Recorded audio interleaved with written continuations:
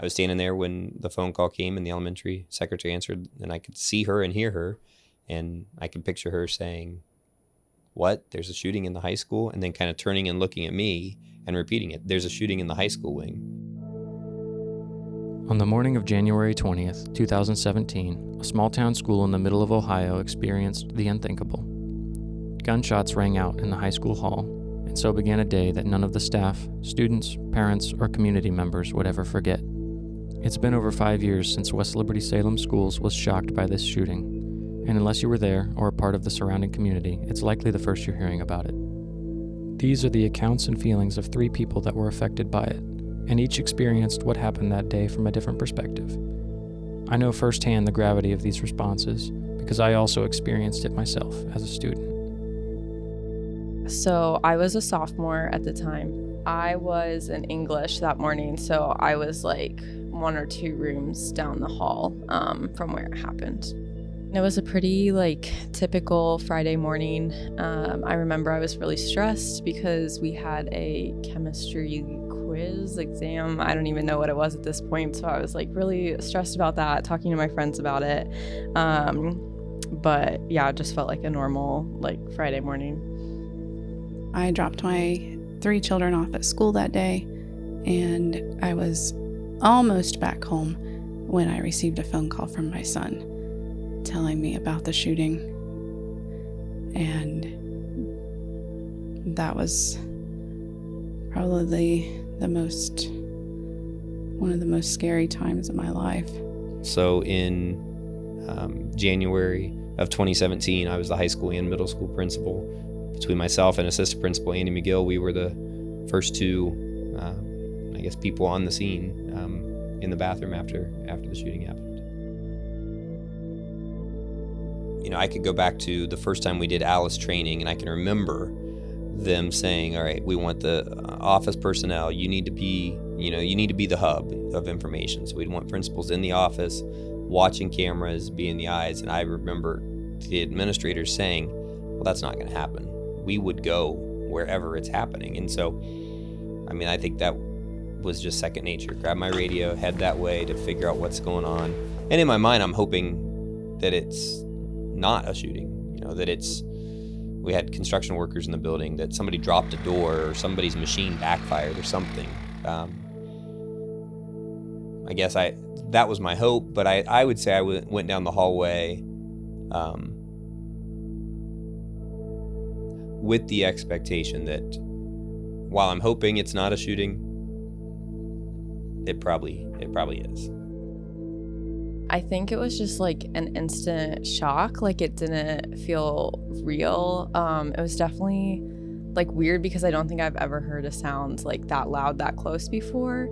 And there was a lot of construction going on at the time too. So my first reaction was oh, it's something with the construction. I ran from the school, and then they had us go back into the school, which at the time felt really weird. But as I was going back, I didn't have my phone on me. And so I must have borrowed someone's phone. I remember calling my mom and telling her what happened. I just remember her instantly start crying. And I think that's when it first set in for me, oh my gosh, that actually just happened to me. I got to the end of the high school wing right by the media center, and the first thing I remember that hit me was this place, it's quiet, it's empty. It's that doesn't make sense for 2 minutes after school starts. And if there's really a shooting, where is everybody? I expected there to be chaos. So later I found out that hallway was empty. Kids had already gone through windows and were gone by the time I got to that hallway. We didn't have a lot of information about what had happened or how many people were hurt. So I was pretty much in a state of shock, not knowing, because I had my son who had called saying that he was okay, but I did not know if my 2 daughters were okay. So we start, we're not running down the hallway now, we're walking and we're kind of looking left and right, looking into this classroom, and all the doors are closed, but looking. And as we got probably halfway down the hallway, you could hear voices coming from the restroom area. And as we got closer, you could I couldn't make out who was saying it, but you could tell that there were at least two people in there, and you could hear Logan saying, hey, why don't you put the gun down? I can specifically remember him saying something about putting the gun down. You haven't killed anybody. This doesn't have to end this way. So in my mind, okay, we've got a student in there holding a gun and another student asking him to put the gun down. So, I think kind of instinctively, I don't know which one of us, I know Andy was kind of in front of me and started to walk in and say, hey guys, we're coming in. And I walked in with him, and we both kind of put our hands up in the air and said, hey guys, we're going to talk. We're coming in. We're going to talk. It's okay. We're going to talk.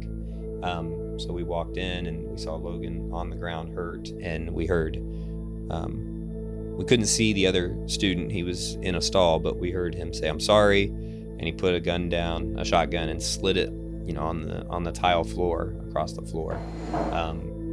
And I think the thing that hit me was later is from that moment on, we knew that the shooting was over. Now there was plenty of chaos going on for the rest of the morning, afternoon, day, trying to find help, trying to get a nurse or an EMT or somebody in there with Logan, dealing with all the law enforcement that showed up and the firefighters that showed up and the EMTs, and getting the squad to the right place and the helicopter to the right place, and then getting phone calls from teachers saying, I'm at this place with these kids. What do you want me to do? I'm at this house, or we're back behind the trees. We're over by the storage shed. Should we send kids back? Should we not? And somewhere in that first 5 minutes, I had to call the superintendent because he wasn't at school that day. So call him to tell him what was happening. And I called Logan's dad, and he didn't answer. So I called his mom and had that conversation with her. And so there was a lot going on, but I guess as I've reflected back, I thought, for me and for Andy, that shooting was over, and we knew we had an injured Logan, but everybody else was safe because here's the gun. But I think what I realized later is that students and teachers experienced 15 to 20, even 30 minutes of running for their life, hiding, because they heard the gunshots, and in their mind, they could see the people who were with them, but anybody else that's not with them might still be in there with a shooter, with somebody with a gun shooting into classrooms. So I think that made me realize later on, that everybody in that building experienced trauma in one way or another, including me, but also including every student. I think whenever I hear a loud noise, especially if I can't tell where it's coming from, especially right after garbage trucks and things like that, just really got to me. And I think it's just you can't describe the sound, but any loud sound seems similar to what that was. There's also certain times of the year where it affects me more. Obviously around the anniversary, I'm more on edge. And then if it comes up unexpectedly, that'll put me on edge. I'm more sensitive to what's happening. And then the start of the school year is always hard too. If I'm in a crowded area, or if I see somebody who doesn't look maybe well, my mind goes to what could happen. If I see a backpack where it doesn't make sense for somebody to be carrying a backpack, I might think, what's in that backpack? I think more about if my kids are going to be safe when they go to school or college. I worry a lot about that, and I pray a lot more, probably, for their safety.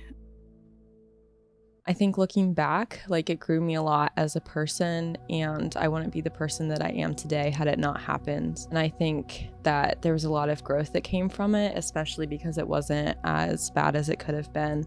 But obviously there's a lot of negative feelings around it too. I wish at the time that it hadn't happened.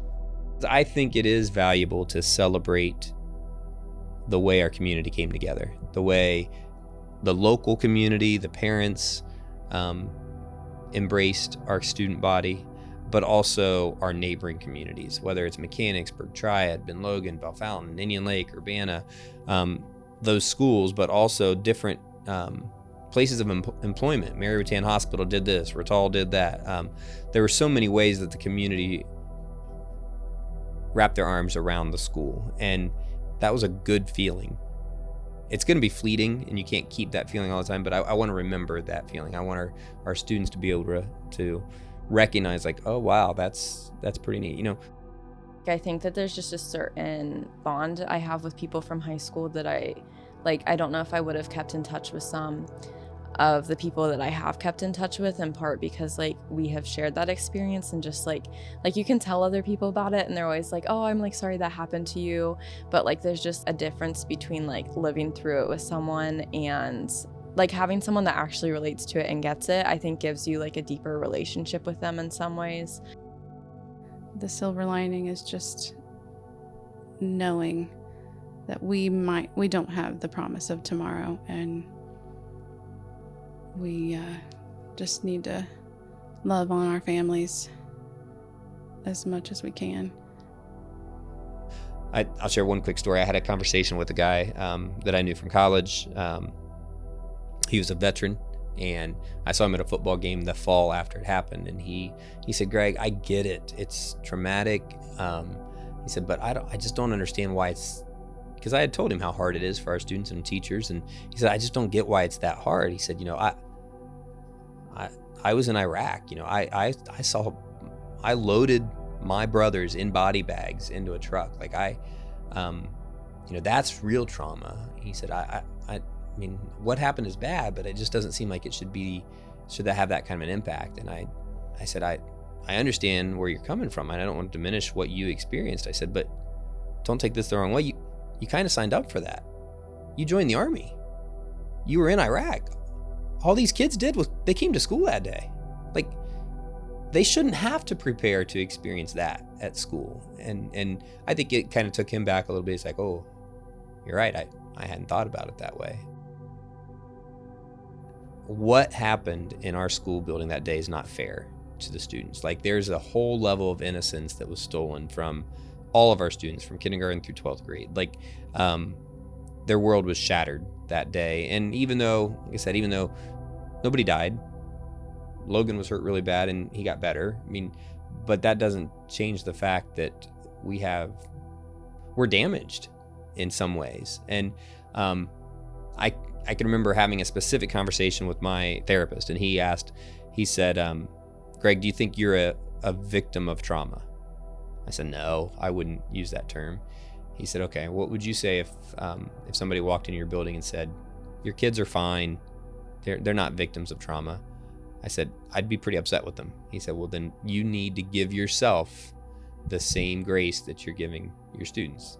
Whether you want to admit it or not, you're also a victim of trauma. And I get that. I that was helpful to me. I came across the term post-traumatic growth, and I think maybe he presented that to me. He gave me some things to read. Like this whole idea that when trauma happens, yes,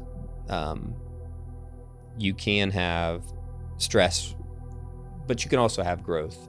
And it's the idea that, yes, it's a bad thing, but we can make changes in our lives as a result of that can be good things. And I think as we look at our student body, as we look at our community, I think there has been some post-traumatic growth.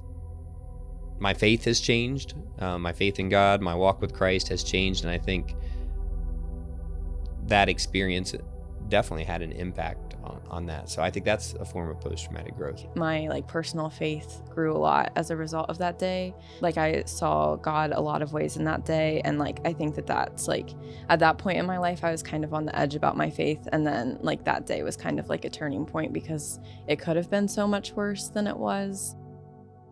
For many involved, this was one of the most frightening moments of their lives. But it's interesting to hear that even through this terrible incident, we're able to see the positives and count ourselves better because of it. Columbine, Sandy Hook, Marjorie Stoneman Douglas, some high profile, well known, and then shootings like West Liberty-Salem, where you have an injured student or maybe one fatality or whatnot. And there's no expected or even accepted or anticipated journey towards recovery. Everybody's journey is different, and it's not proportional to the number of fatalities. A school that just has one injury and a school that has 10 fatalities might experience a lot of the same challenges with the student body, with the staff. with the gun that came to school, the type of gun it was, and the amount of ammunition that came, and I don't know what that student's plan was for the day, but it could have ended with a large number of fatalities or a large number of injuries or a combination of injuries and fatalities. And it ended with one student. So I'm not sure that it could have ended much better. But that was kind of how I felt day one. As time has gone by, I realized, like, just because it ended probably about as positive as it could have ended doesn't mean that we don't have long-term effects. Students, teachers, administrators, parents, like the ripple effect of that traumatic experience. I don't think we'll ever know. It's something that, that never completely goes away. I can remember sitting here, it was a full year later, but glued to the TV when the shooting was happening in Parkland, Florida, at Marjorie Stoneman Douglas High School, where I think it was 14 students and teachers were killed. And thinking, God doesn't love the West Liberty-Salem kids more than the Parkland, Florida kids. Like, why? Almost feeling guilty. Like, why did we walk out of this building with one injury and they've got 14 fatalities? Like, I think we were very, very fortunate. If you look at how that day started, when a student brought in a shotgun and a backpack full of ammunition, to think that that's how the day started, and it ended with one student being severely injured. And even in that case, Logan, I think, missed 15 days of school, and then he came back to school, and he played every soccer game that fall. And there's so many miracles there with Logan. And then obviously now he's married to my daughter. That completely changes things too. And on one hand, I think we did things right. Like, we evacuated the building like we were supposed to. Kids reacted right away. Teachers reacted right away. But I mean, mostly, I don't want to say we got lucky, but we got lucky that it turned out the way that it did.